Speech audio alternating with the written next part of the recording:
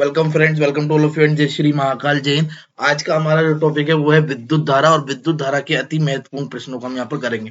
विद्युत धारा से काफी महत्वपूर्ण जो है प्रश्न यहाँ पर बनते हैं, तो इसमें कम से कम 100 प्रश्न हम करेंगे। आज 50 क्वेश्चन करेंगे और फिर जो है नेक्स्ट सेशन में जो है अगले 50 क्वेश्चन करेंगे। तो चलिए यहाँ पर स्टार्ट करते हैं दोस्तों। ठीक है, सबसे पहला क्वेश्चन जो हमारे पास वो है, जब कांच की छड़ को रेशम से रगड़ा जाता है तो कांच की छड़ कैसी हो जाती है? ऋणावेशित हो जाती है, धनावेशित हो जाती है, उदासीन हो जाती है, या पहले ऋणावेशित होती है और फिर धनावेशित होती है? तो इसका सही आंसर है, ठीक है, कि वो कांच की छड़ जो है वो कैसी हो जाएगी? धनावेशित हो जाएगी। क्योंकि जब कांच की छड़ को जो है रेशम से रगड़ा जाएगा तो होगा क्या, इलेक्ट्रॉन जो है वो कहां से कहां जाएंगे, वो जो है कांच की छड़ से रेशम की, ठीक है, यहाँ पर अगर हम बात करेंगे, ठीक है, तो रेशम के जो है कपड़े पर जाएंगे। मतलब इसका मतलब क्या हो, जब इलेक्ट्रॉन जा रहे हैं तो वहां पर क्या जाएगा, वहां पर जो है धनावेश आ जाएगा। क्या जाएगा? धनावेश आ जाता है। ठीक है, अब अगर हम यहाँ पर देखें, इसके बाद अगला क्वेश्चन है, किसी आवेशित चालक का संपूर्ण आवेश उसके आंतरिक पृष्ठ पर होता है या बाहरी पृष्ठ पर होता है, या कुछ जो है आंतरिक कुछ बाहरी, या फिर जो है सभी सत्य हैं। देखो यहाँ पर अगर हम बात करेंगे, मान लो ये जो है गोलीय चालक है, तो गोलीय चालक पे जब आप आवेश दोगे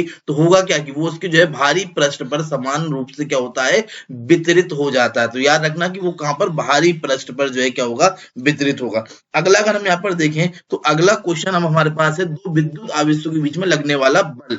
अगर हम यहाँ पर देखें तो दो विद्युत आवेशों के बीच में लगने वाला जो बल है उससे संबंधित नियम पूछा है। तो देखो, अगर यहाँ पर बात करते हैं नियम की, तो नियम में एम्पियर का नियम, कूलम का नियम, फैराडे का नियम और ओम का नियम। अगर ऐसा पूछ लेता कि विद्युत धारा से संबंधित नियम, तो चारों नियम है, ठीक है, चारों नियम उसमें संबंधित। लेकिन अगर उसने पूछा उनके दोनों आवेशों के मध्य बल, तो याद रखना बल से संबंधित जो नियम है वो है कूलम का नियम। क्यों? क्योंकि कूलम का नियम जो है वो बिंदु दो आवेशों के जो है, दो बिंदु आवेशों के मध्य लगने वाले बल को बताता है, जिसका फॉर्मूला होता है F बराबर 1/4 pi epsilon not Q1 Q2 upon R square. ठीक है, तो ये कूलम का नियम होता है। अब अगर हम यहाँ पर बात करें अगला क्वेश्चन, तो यदि दो विद्युत आवेशों के मध्य दूरी को घटाकर आधा कर दिया जाए। क्वेश्चन है, दो बिंदु आवेश हैं और उन दो बिंदु आवेशों के बीच में या दो विद्युत आवेश हैं, उनके मध्य जो दूरी है उसको घटाकर क्या कर दिया है, उसको घटाकर जो है आधा कर दिया है, तो उनका जो बल है उस पर क्या प्रभाव पड़ेगा? देखो, अगर हम यहाँ पर देखें तो इसमें क्या वो आधा हो जाएगा, दुगुना हो जाएगा, चौगुना हो जाएगा, या फिर जो है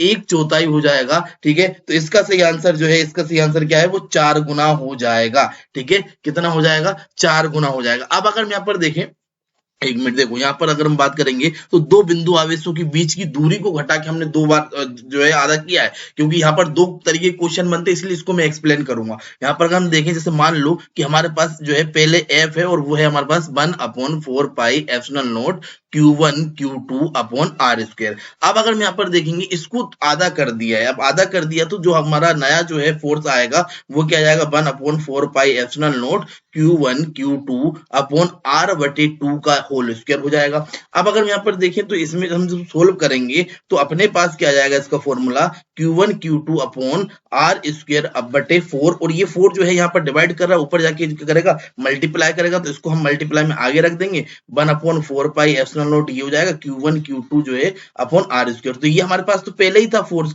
तो हम इस फोर्स का कितना गुना हो रहा है, 4 गुना हो रहा है, तो एक चौथाई नहीं लगाना है, 4 गुना इज द राइट आंसर। अगला अगर हम बात करेंगे समान आवेशों में होता है, क्या होता है? देखो, आवेश में अगर हम बात करेंगे सजातीय और विजातीय, सजातीय मतलब समान, विजातीय मतलब विपरीत आवेश। ठीक है, अब अगर हम यहाँ पर देखेंगे तो जो समान आवेश होते हैं, समान आवेशों में क्या होगा, प्रतिकर्षण होता है। ठीक है, समान आवेशों में प्रतिकर्षण। अगर हम यहाँ पर देखें तो जैसे मान लो कि पॉजिटिव पॉजिटिव हमने ले लिया, ठीक है, या फिर जो है नेगेटिव नेगेटिव ले लिया, तो इनमें प्रतिकर्षण होगा। लेकिन अगर हम बात करेंगे असमान आवेशों की, तो असमान आवेशों में क्या होगा, असमान आवेशों में आकर्षण होगा। क्या होगा? ठीक है, आकर्षण। अब अगर हम यहाँ पर देखें तो असमान जो है आवेशों में आकर्षण हो रहा है, तो एक पॉजिटिव हो सकता है और एक नेगेटिव हो सकता है, यही कंडीशन है। तो इसका सही आंसर क्या हो जाएगा कि जो हमारे समान आवेश होते हैं, समान आवेशों में क्या होता है, प्रतिकर्षण होता है। तो अगला क्वेश्चन, जब एवोनाइट की छड़ को बिल्ली की खाल से रगड़ते हैं, ठीक है, अब यहाँ पर केस दूसरा है, वो रेशम कपड़े वाला नहीं है, याद रखना। एवोनाइट की छड़, और एवोनाइट की छड़ को जब बिल्ली की खाल से रगड़ा जाता है तो एवोनाइट की छड़ कैसी होती है, ऋणावेशित, धनावेशित, उदासीन, या पहले ऋणावेशित और फिर धनावेशित? तो यहाँ पर याद रखना, यहाँ पर जस्ट उल्टा होगा, वो कैसी हो जाएगी, ठीक है, ऋणावेशित हो जाएगी। कैसे होगी? क्योंकि जब एवोनाइट को छड़ को बिल्ली की खाल से रगड़ते हैं तो बिल्ली की खाल से इलेक्ट्रॉन जो है वो कहां पर, छड़ पर आ जाते हैं। जाती है, याद रखना। यहाँ पर अगर हम बात करेंगे तो इसमें जो बिल्ली की खाल है, बिल्ली की खाल से जो इलेक्ट्रॉन है वो कहां पर आ जाएंगे, ठीक है, इलेक्ट्रॉन जो है वो एवोनाइट की छड़ पर आ जाएंगे, ठीक है, इस पर, ठीक है, छड़ पर आ जाते हैं। अब अगर हम यहाँ पर बात करें, जब इलेक्ट्रॉन यहाँ पर आ रहे हैं तो यहाँ पर जो है इलेक्ट्रॉनों की मात्रा क्या हो रही है, इलेक्ट्रॉनों की मात्रा ज्यादा हो रही है, अधिक हो रही है, और जब इलेक्ट्रॉनों की मात्रा अधिक हो जाएगी तो जो छड़ है वो कैसी हो जाएगी, वो हो जाएगी ऋण आवेशित, कैसी हो जाएगी, ठीक है, ऋण आवेशित जो है वो हो जाएगी। अब अगर हम यहाँ पर देखें, ये तो हुआ, ठीक है, कि हमारी जो छड़ है वो ऋण आवेशित हो जाएगी, इसका सही आंसर ऑप्शन है। लेकिन अगर रेशम के कपड़े वाली बात करें तो वो जो है वो केस अलग है, याद रखना। अगला देखें, वस्तुओं का आवेशन इसके स्थानांतरण के फलस्वरूप होता है, मतलब कि जब कोई वस्तु हम कहते हैं आवेशित हो गई है, या फिर जो है वो धनावेशित है या ऋण आवेशित है, तो किसका स्थानांतरण होता है, जब जो है वो आवेशित होती है। तो भाई सीधी सी बात है, अभी मैंने आपको बताया, इलेक्ट्रॉन जब एक जगह से दूसरी जगह जाते हैं तभी जो है क्या होगा, उस पर धनावेश और जो है ऋणावेश आते हैं। तो इसका मतलब ये है कि इसका सही आंसर क्या हो जाएगा, ऑप्शन, ठीक है, ए, यानी इलेक्ट्रॉन के स्थानांतरण से वस्तुओं का क्या होता है, आवेशन होता है। आप कार में जा रहे हैं और अचानक जो है आसमान से बिजली गिरने की वाली हो, तो आप सुरक्षित होने के लिए क्या करेंगे, ठीक है, ये वाला क्वेश्चन काफी बार एग्जाम में आया है और इसको ध्यान से सुनना, ठीक है। कार की खिड़कियां बंद कर लेंगे, कार की खिड़कियां खोल देंगे, कार से उतरकर उसके नीचे बैठ जाएंगे या कार के ऊपर बैठ जाएंगे। तो भाई देखो, इसका सीधा सा फंडा है, ठीक है, कार की खिड़कियां बंद कर लेंगे, क्योंकि कार की खिड़कियां बंद करने से कार जो है एक जो है खोखले चालक की तरह काम करने लगेगा, किसे, ठीक है, खोखले चालक की तरह। और होगा क्या कि जब बिजली उस पर अगर गिरेगी, मान लो खोखले चालक की तरह काम कर रहा है, तो उसमें क्या होगा, आवेश जो है उसकी ऊपरी सतह पर जो है समान रूप से वितरित हो जाएगा और जो है बिजली गिरने पर भी आपको कोई हानि नहीं होगी। तो इसका सही आंसर हो जाएगा ऑप्शन ए। अगला अगर हम यहाँ पर बात करेंगे, दो स्थिर आवेशों के बीच लगने वाला बल और उनकी मात्राओं के गुणनफल के अनुक्रमानुपाती तथा उनकी जो है बीच की दूरी के वर्ग के व्युत्क्रमानुपाती होता है, ये नियम। देखो सीधी सी बात है, बिंदु आवेशों के मध्य लगने वाले बल को बताया गया है कि जो बल है उन दोनों के गुणनफल के समानुपाती होता है और उनके बीच की दूरी के क्या होता है, ठीक है, वर्ग के जो है व्युत्क्रमानुपाती होता है। और इसका सही आंसर अगर हम बात करें तो ये कूलाम का नियम है, ठीक है, यही है कूलाम का नियम। अब अगर हम यहाँ पर बात करते हैं, किसी विद्युत परिपथ में इकाई धन आवेश को एक बिंदु से दूसरे बिंदु तक ले जाने में किए गए कार्य द्वारा मापा जाता है उन बिंदुओं के बीच के। अगर हम यहाँ पर देखें तो क्वेश्चन क्या है, ध्यान से सुनो। किसी विद्युत परिपथ में इकाई धन आवेश को जब हम एक बिंदु से दूसरे बिंदु तक ले जा रहे हैं, तो जो हमें कार्य करना पड़ रहा है, ठीक है, उसको हम क्या बोलेंगे, ठीक है, तो याद रखना यहाँ पर उसको हम बोलेंगे विभवांतर। क्या बोलेंगे, विभवांतर बोलेंगे। अब यहाँ पर एक चीज समझ लो, एक होता है विभव और एक होता है विभवांतर। विभव और विभवांतर में क्या अंतर है, ठीक है, जब हम क्या करते हैं किसी एकांक धनावेश को, याद रखना यहाँ पर अगर हम बात करें, जब किसी जो है एकांक धनावेश को हम कहां से कहां ले जाएं, जब हम एकांक धनावेश को अनंत से, ठीक है, अनंत से किसी विद्युत क्षेत्र के अंदर लाते हैं, अनंत से किसी विद्युत क्षेत्र के अंदर हम जब लाते हैं, तो उस समय जो हमें कार्य करना पड़ता है, ठीक है, उस कार्य को बोलते हैं, ठीक है, विभव। और अगर हम बात करें, मान लो कि कोई एक विद्युत क्षेत्र है या विद्युत परिपथ, उसमें हम क्या कर रहे हैं, किसी एकांक धनावेश को एक बिंदु ए से और दूसरे बिंदु बी तक ले जा रहे हैं, तो जब एकांक धनावेश को एक बिंदु से दूसरे बिंदु तक ले जाने में जो कार्य करना पड़ता है, ठीक है, वो कार्य कहलाता है विभवांतर। क्या कहलाता है, ठीक है, विभवांतर कहलाता है। तो यहाँ पर विभवांतर और विभव दोनों में अंतर याद रखना। विभव यानी जब हम एकांक धनावेश को कहां से, ठीक है, अनंत से जो है कहां ला रहे हैं, किसी विद्युत क्षेत्र के अंदर ला रहे हैं, ठीक है। और अगर हम बात करेंगे विभवांतर की, तो विभवांतर का मतलब है कि हम क्या कर रहे हैं, किसी विद्युत क्षेत्र के अंदर एक बिंदु से दूसरे बिंदु तक ले जाने में जो है कार्य हमें करना पड़ रहा है, किसी धनावेश को ले जाने में, उसको बोलते हैं विभवांतर। अगला अगर हम बात करेंगे, धातुएं विद्युत की सुचालक होती हैं क्यों? भाई सीधी सी बात है, धातुएं विद्युत की सुचालक इसलिए होती हैं क्योंकि धातुओं में मुक्त इलेक्ट्रॉन होते हैं, ये आपको याद रखना है, ठीक है। मुक्त इलेक्ट्रॉनों के कारण ही जो है धातुएं कैसी होती हैं, ठीक है, चालक होती हैं। अब अगर यहाँ पर बात करते हैं अगले क्वेश्चन की, तो अगला क्वेश्चन है, निम्नलिखित में से कौन सर्वोत्तम जो है चालक है, मतलब सबसे जो है अच्छा चालक कौन सा है? तो सबसे अच्छा चालक भैया चांदी है, ठीक है, सबसे अच्छा चालक इसमें चांदी है। अति चालक का लक्षण क्या है? अति चालक की अगर हम बात करेंगे, ठीक है, तो अति चालक का लक्षण है उच्च पारगम्यता, यानी ज्यादा से ज्यादा जो है इलेक्ट्रॉनों का प्रवाह, ज्यादा से ज्यादा विद्युत धारा का प्रवाह, ठीक है। अब अगर यहाँ पर बात करते हैं अगले क्वेश्चन की, तो निम्न में से कौन अर्धचालक नहीं है? अर्धचालक की अगर हम बात करें, सिलिकॉन इसमें अर्धचालक है, ठीक है, जर्मेनियम अर्धचालक है, ठीक है। अगर हम यहाँ पर देखें तो अगला क्वेश्चन, आप एक मिनट, यहाँ पर अगर हम बात करेंगे, जर्मेनियम अर्धचालक है और जो है गैलियम आर्सेनाइड भी अर्धचालक है, लेकिन हमारा जो है, ठीक है, क्वार्ट्ज जो है ये अर्धचालक नहीं है। अगला अगर हम बात करें ऐसे पदार्थ जिन्हें जिनमें सामान्य अवस्था में मुक्त इलेक्ट्रॉन नहीं होते, लेकिन कुछ विशेष परिस्थिति जैसे उच्च ताप या अशुद्धि मिलाने पर उसमें मुक्त इलेक्ट्रॉन आ जाते हैं और वो विद्युत का चालन करने लगते हैं। ऐसे पदार्थ क्या कहलाते हैं? देखो सीधी सी बात है, जहां यहाँ पर अब आपको चालक और एक पढ़ना है कुचालक, ठीक है, कुचालक, और एक अगर हम यहाँ पर बात करेंगे, एक इसमें आपको क्या पढ़ना है, एक इसमें पढ़ना है अर्धचालक। अब होता क्या है, ठीक है, कि जो कुचालक होते हैं इनमें तो मुक्त इलेक्ट्रॉन होते ही नहीं है, लेकिन चालक में मुक्त इलेक्ट्रॉन होते हैं। और अगर हम बात करेंगे अर्धचालक, तो अर्धचालक में सामान्य अवस्था में तो नहीं होते, सामान्य अवस्था में तो इसमें जो है क्या नहीं होते, मुक्त जो है इलेक्ट्रॉन नहीं होते, लेकिन जैसे ही आप ताप बढ़ाओगे, ठीक है, या फिर इनमें जो है अशुद्धि मिलाओगे, ठीक है, चाहे वो आप जो है त्रिसंयोजी अशुद्धि या जो है पंच संयोजी अशुद्धि, तो उन अशुद्धि मिलाने पर क्या होता है, ये क्या करेंगे, इनमें मुक्त इलेक्ट्रॉन आ जाएंगे, जिससे जो है धारा का प्रवाह कर सकेंगे। और याद रखना ऐसे पदार्थ हमारे क्या कहलाते हैं, अर्धचालक कहलाते हैं। तो इसका सही आंसर हो जाएगा, ठीक है,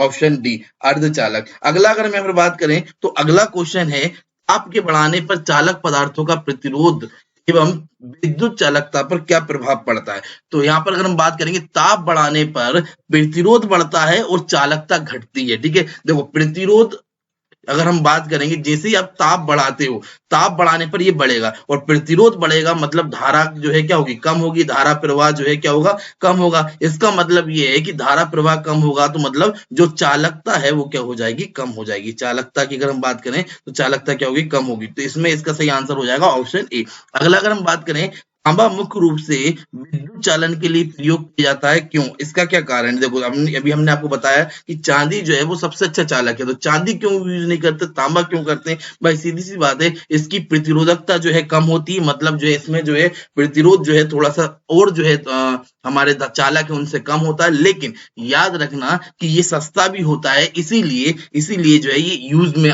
किया जाता है, इसलिए इसको जो है यूज में लाया जाता है। अगला अगर हम यहाँ पर देखेंगे, इलेक्ट्रॉनिक करंट की यूनिट क्या? अब देखो अगर हम बात करें धारा, धारा बराबर क्या होता है, जो विद्युत आवेश है, ठीक है, विद्युत आवेश किसी जो है इकाई समय में कितना प्रवाहित हो रहा है, ठीक है, वो आपका क्या कहलाता है, धारा कहलाती है। अब अगर हम यहाँ पर बात करें तो आवेश का मात्रक होता है कूलम, और अगर हम यहाँ पर देखें समय का मात्रक होता है सेकंड, तो अगर हम यहाँ पर देखें तो धारा का मात्रक क्या हो जाएगा, कूलम पर सेकंड, क्या हो जाएगा, कूलम पर सेकंड। लेकिन याद रखना कि कूलम पर सेकंड को ही हम क्या बोलते हैं, एम्पियर भी कहते हैं। क्या कहते हैं, एम्पियर भी कहते हैं। तो इसका सही आंसर क्या हो जाएगा, एम्पियर। अगला अगर हम बात करें, आपस में जुड़ी दो आवेशित वस्तुओं के बीच विद्युत धारा नहीं बहती यदि वे, देखो अगर यहाँ पर बात करें, दो जो है क्या है, वस्तुएं हैं, ठीक है, और जो जिनके बीच में हमें विद्युत धारा प्रवाहित करनी है, अगर ये दोनों आवेशित वस्तुएं याद रखना समान विभव पर होंगी, ठीक है, समान विभव पर होंगी, तो इनमें कोई धारा प्रवाहित नहीं होगी। लेकिन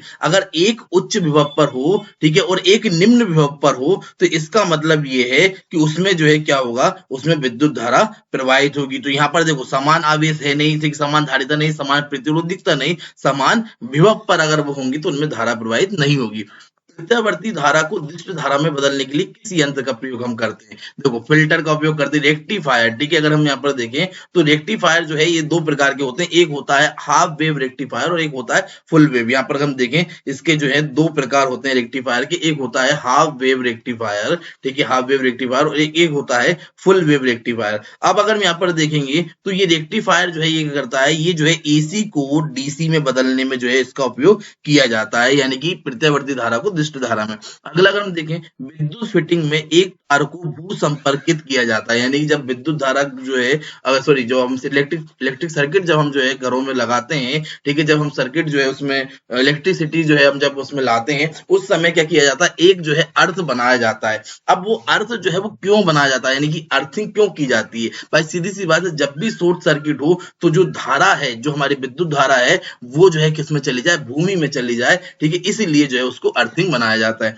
विद्युत उपकरण में अर्थ का उपयोग होता है। यहाँ पर देखो सीधा सा क्वेश्चन पूछा गया है कि जो विद्युत उपकरण है उसमें अर्थ का मतलब क्या है, ठीक है। तो अब अगर हम यहाँ पर देखें, खर्च को कम करने के लिए लाया गया या जो है अर्थ है, या फिर जो है उपकरण एक ऐसा उपकरण जो है 3 फेज में होता है, या फिर सुरक्षा के लिए या फ्यूज के रूप में, किस रूप में हम जो है अर्थ का उपयोग करते हैं, ये आपको बताना है विद्युत उपकरण में। तो सीधी सी बात है भाई, अर्थ का उपयोग सुरक्षा के लिए किया जाता है, ठीक है। अगला अगर हम यहाँ पर बात करेंगे, एक आदर्श वोल्ट मीटर प्रतिरोध कितना होगा। वोल्ट मीटर की अगर हम बात करें तो ये क्या नापता है, ठीक है, ये नापता है वोल्टेज को, और वोल्टेज को अगर मापेगा तो जितना भी करंट है, ठीक है, जितना भी करंट है वो इसमें से गुजरना चाहिए, ठीक है। तो और जो है इसमें अगर हम बात करें शून्य कर दें, अगर हम रेजिस्टेंस शून्य कर दें तो पूरा का पूरा करंट इसमें गुजर जाएगा, ठीक है। वो जो है अपना विभव को उसमें माप ही नहीं पाएगा। विभव को मापने के लिए उसमें ज्यादा से ज्यादा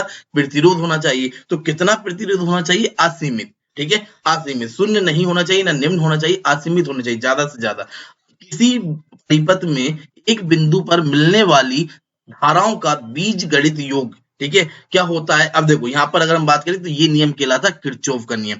किरचॉफ का जो है अगर हम बात करेंगे, आज शाम को जो क्लास है, ठीक है, उसमें हम जो है पूरी विद्युत धारा जो है टॉपिक में समझाने वाला हूँ, ठीक है। यहाँ पर हम बात करें तो किरचॉफ के जो नियम है वो दो नियम है। किरचॉफ के कितने नियम है? दो, एक है संधि का नियम और एक है जो है लूप का नियम। एक है संधि का और एक है लूप। अब अगर हम यहाँ पर बात करें तो संधि का नियम ये कहता है कि किसी विद्युत परिपथ की किसी संधि पर मिलने वाली समस्त विद्युत धाराओं का योग क्या होगा? शून्य होगा। तो इसका सही आंसर हो जाएगा ऑप्शन जो है, ठीक है, बी। तो अगर हम यहाँ पर देखेंगे, इसके बाद अगला क्वेश्चन है कि एक चालक का प्रतिरोध 440 ओम है, ठीक है, और उसे 110 जो है वोल्ट के स्रोत से जोड़ा जा रहा है, तो कितनी धारा जो है प्रवाहित तो होगी। भाई देखो सीधी सी बात है, पूछा ये गया है कि प्रतिरोध अगर हमारे पास दिया है आर, कितना आर जो है हमारा कितने दिया है? 440, और जो है अगर हम देखें तो भी हमारे पास कितना दिया है? भी दिया है 110। अब अगर हम यहाँ पर देखें आई पूछा है तो आई बराबर होता है बी अपॉन आई, ठीक है, B sorry B upon R, ठीक है, बी अपॉन आर। अब अगर हम यहाँ पर देखें तो आई बराबर भी है 110 बटे 440, ठीक है। अब यहाँ 0 से 0 और ये जो है 1/4। अब 1/4 अगर हम देखेंगे तो 1/4 जो है ये कितना हो जाएगा? 0.25, ठीक है, 0.25 एम्पियर। तो यहाँ पर अगर हम देखें तो 0.25 ampere, option B is the right answer. अगला अगर हम बात करें प्रतिरोध का मात्रक, देखो प्रतिरोध का मात्रक क्या होता है? ओम होता है। क्या होता है? ठीक है, ओम। ये जो है वैज्ञानिक ओम के नाम पर जो है इसका मात्रक रखा गया है। घरों में लगे जो पंखे आदि जो होते हैं वो किस क्रम में होते हैं? देखो अगर हम यहाँ पर बात करेंगे जो प्रतिरोध होते हैं, ठीक है, अगर हम बात करेंगे तो प्रतिरोधों को किस क्रम में जोड़ा जाता है, ठीक है। अगर हम बात करें तो प्रतिरोधों को जो है दो क्रम में जोड़ा जाता है, एक तो श्रेणी क्रम में और एक जो है समांतर क्रम में। प्रतिरोधों के अगर हम जो है संयोजन की बात करें तो दो क्रम होते हैं, एक होता है श्रेणी क्रम और एक होता है समांतर क्रम, यानी कि सीरीज और पैरेलल। अब अगर हम यहाँ पर बात करेंगे सीरीज और पैरेलल की, अगर हम बात करें तो इनमें पूछा यह गया कि घरों में जो पंखे वगैरह लगे होते हैं, ठीक है, या फिर जो है जो हमारे जो है पंखे बल्ब वगैरह लगे होते हैं वो किस क्रम में होते हैं? तो इसका सही आंसर जो है वो क्या हो जाएगा? वो हमारे होते हैं कौन से? समांतर क्रम में। क्यों? क्योंकि सभी के सभी एक ही विभव पर होते हैं, ठीक है, क्योंकि सभी के सभी के होते हैं एक ही जो है विभव पर होते हैं, जबकि सीरीज की अगर हम बात करेंगे सीरीज में वो अलग अलग विभव पर हो जाते हैं। अगला अगर हम यहाँ पर देखें, किसी चालक के सिरों के बीच विभवांतर उसमें प्रवाहित धारा की समानुपाती होता है। अब यानी कि हम यहाँ पर बात करें, उन्होंने ये बोला कि V इज जो है डायरेक्टली प्रोपोर्शनल टू I, और ये कौन सा नियम है? यही नियम कहलाता है ओम का नियम, ठीक है, इसी को बोलते हैं ओम का नियम। जब जो है सभी के सभी जो है भौतिक परिस्थितियां जो है कैसी हो, स्थिरांक हो, यानी कि निश्चित हो, ठीक है, उस समय क्या होगा? V जो है वो डायरेक्टली प्रोपोर्शनल होगा I के, और इसमें अगर हम देखें तो इसका सही आंसर हो जाएगा ऑप्शन डी। अगला अगर हम यहाँ पर देखें, यदि किसी तार की त्रिज्या आधी कर दी जाए तो उसका प्रतिरोध कितना होगा? अब यहाँ पर जो है क्वेश्चन ये पूछा गया है कि कोई एक तार है, अगर उसकी जो है त्रिज्या क्या कर दी? आधी कर दी गई, तो उसका जो है प्रतिरोध कितना होगा? तो उसका प्रतिरोध होगा 16 गुना। कितना हो जाएगा? ठीक है, 16 गुना हो जाएगा, ये आपको याद रखना। अगला अगर हम यहाँ पर देखें, ओम का नियम क्या परिभाषित करता है? तो सीधी सी बात है, ओम का नियम जो है, ठीक है, जब ओम का नियम दिया गया था तो वो जो है V और I के बीच के संबंध को बताता है, ठीक है, V is directly proportional to I। तो यानी कि हम देखेंगे तो धारा और जो है वोल्टेज के मध्य, ठीक है, धारा और जो है वोल्टेज के मध्य जो है संबंध बताता है। तो अब अगर हम यहाँ पर देखें तो वो प्रतिरोध को परिभाषित नहीं करता, ठीक है, और जो है केवल धारा को नहीं करता, केवल वोल्टता को नहीं करता, वो धारा और वोल्टता दोनों को करता है। तो इसका सही आंसर ऑप्शन डी हो जाएगा। विशिष्ट प्रतिरोध का एसआई मात्रक क्या होता है?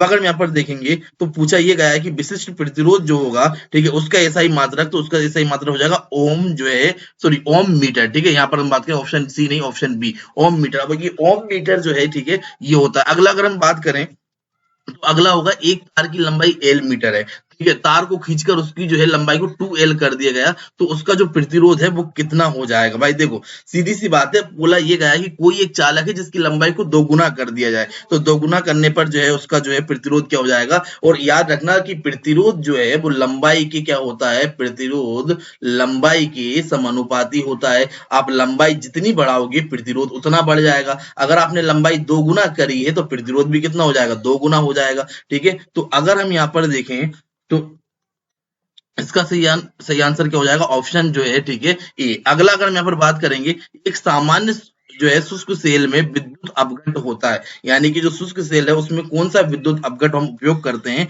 तो अमोनियम क्लोराइड जो है इसमें उपयोग किया जाता है। अगला क्वेश्चन है बहुत ही महत्वपूर्ण, एक सूची आपको जो है इसमें मिलाना है। एक तरफ दिया है कार्बन ऋण इलेक्ट्रोड, धन इलेक्ट्रोड, इलेक्ट्रोलाइट और जो है विद्युर्वक। अब एक तरफ दिया है कार्बनिक छड़। अच्छा, यहाँ पर अगर हम बात करें कौन सी जो है छड़ या कौन से बर्तन को जो हम किस तरीके से उपयोग करते हैं, यहाँ पर उसके बेसिस पे जहाँ पे क्या बताना है, ठीक है, सूची जो है इसमें मिलानी है। अब अगर हम यहाँ पर देखें तो इसका सी आंसर क्या हो जाएगा, इसका सी आंसर हो जाएगा ऑप्शन सी। ठीक है, और अगर हम यहाँ पर देखें ऋण जो है इलेक्ट्रोड, ठीक है, ऋण इलेक्ट्रोड की अगर हम बात करेंगे तो ये जो है जिंक का बर्तन जो है यूज किया जाता है। धन इलेक्ट्रोड कार्बन की छड़ जो है उपयोग में लाई जाती है। ठीक है, और इलेक्ट्रोलाइट जो है वो अमोनियम की जो है क्लोराइड का पेस्ट होता है, और विद्युर्वक जो है वो मैग्नीज डाइऑक्साइड जो है होता है। अगला अगर हम देखें, एक कार बैटरी में जो विद्युत अपघट उपयोग करते हैं वो कौन सा होता है। कार बैटरी में जो विद्युत अपघट उपयोग किया जाता है H2SO4, ठीक है, सल्फ्यूरिक अम्ल। अगला क्वेश्चन अगर हम बात करें, शुष्क सेल को कौन सा सेल कहते हैं, प्राइमरी सेल कहते हैं, द्वितीयक सेल कहते हैं। देखो शुष्क सेल एक बार यूज होने के बाद दोबारा चार्ज नहीं होता, तो याद रखना कि जो सेल एक बार यूज हो जाए और उसे दोबारा चार्ज ना किया जा सके उसे कहते हैं प्राथमिक सेल। कौन सा सेल कहते हैं, प्राथमिक सेल। और अगर हम यहाँ पर बात करेंगे जिसको दोबारा चार्ज किया जा सके उसे बोलते हैं द्वितीयक सेल। ठीक है, उसको क्या बोलते हैं, द्वितीयक सेल। तो अगर हम यहाँ पर देखेंगे इसको एक ही बार उपयोग कर सकते हैं, और इसीलिए इसका जो है आंसर हो जाएगा ऑप्शन ए। लोहे के ऊपर जिंक की परत चढ़ाने को क्या कहा जाता है, ठीक है, गैल्वेनाइजेशन, इलेक्ट्रोफिलिंग, इलेक्ट्रोप्लेटिंग या आयनन, या इनमें से कोई नहीं। अगर हम यहाँ पर देखेंगे तो लोहे के ऊपर जिंक की परत चढ़ाई क्यों जाती है, ताकि उसका संचारण ना हो सके। ठीक है, उसका संचारण ना हो सके इसलिए जो है चढ़ाई जाती है। तो अगर हम यहाँ पर देखें इस जो है प्रक्रिया को बोला जाता है गैल्वेनाइजेशन। क्या बोलते हैं, गैल्वेनाइजेशन जो इसको बोलते हैं। विद्युत अपघटन की क्रिया में किसी इलेक्ट्रोड पर मुक्त हुए पदार्थ की जो है संपूर्ण मात्रा प्रवाहित जो है आवेश की जो है अनुक्रमानुपाती होती है। ये कौन सा नियम है, देखो यहाँ पर हम बात करेंगे, याद रखना विद्युत धारा में, ठीक है, विद्युत धारा जो चैप्टर आप पढ़ते हैं विद्युत धारा में जो है अपघटन संबंधी, ठीक है, जो भी नियम दिए हैं वो फेराडे ने दिए हैं। ठीक है, और ये फेराडे का जो है कौन सा नियम है, प्रथम नियम है, जिसमें किसी इलेक्ट्रोड पर मुक्त हुए पदार्थ की मात्रा उस जो है उसमें प्रवाहित जो है धारा की क्या होगी, अनुक्रमानुपाती या आवेश की अनुक्रमानुपाती होती है। इसका सही आंसर हो जाएगा ऑप्शन ए। अगला अगर हम बात करते हैं किसी चालक की भौतिक अवस्था जिसे ताप या दाब में कोई परिवर्तन ना हो, और तो उस चालक के स्वरूप पर लगाया गया जो विभवांतर है वो उसकी धारा के क्या होता है, अनुक्रमानुपाती होता है, यानी कि V is directly proportional to I। और अभी बताया था मैंने कि ये कौन सा नियम है, ये है अपना कौन सा, ओम का नियम। ठीक है, कौन सा नियम है, ओम का नियम। तो अब अगर हम यहाँ पर देखेंगे तो इसका सही आंसर हो जाएगा आपका ऑप्शन बी। अगला अगर हम बात करें फेराडे का नियम संबंधित है विद्युत अपघटन, अभी बताया था फेराडे का नियम जो है वो किससे संबंधित है, विद्युत अपघटन से संबंधित है। अगला अगर हम बात करेंगे, नजदीक आती रेलगाड़ी की आवाज, ठीक है, बढ़ती है जबकि दूर जाने वाली जो है रेलगाड़ी की आवाज जो है घटती है। ये किसका उदाहरण है, ये भाई डॉपलर का उदाहरण है। ठीक है, अगला अगर हम बात करेंगे, एक तार का उपयोग खालिस्तान के लिए किया जाता है। अगर हम यहाँ पर बात करें तो ये वाला क्वेश्चन अगर हम यहाँ पर देखेंगे, यहाँ पर ध्यान से देखना, एक फ्यूज तार की बात की गई है। ठीक है, और फ्यूज तार अगर हम देखें तो वो किस लिए यूज किया जाता है, वो यूज किया जाता है ताकि जो है विद्युत धारा जब ज्यादा हो जाए तो हमारे जो है सर्किट को अत्यधिक हो जाए तो विद्युत परिपथ को जो है तोड़ने के लिए। तो इसका सही आंसर हो जाएगा ऑप्शन बी। क्यों, जब विद्युत परिपथ टूट जाएगा तो जो है हमारा जो विद्युत परिपथ उसको हानि नहीं पहुंचेगी। तो याद रखना इसका सही आंसर हो जाएगा आपका ऑप्शन बी। घरेलू विद्युत उपकरणों में प्रयुक्त जो है सुरक्षा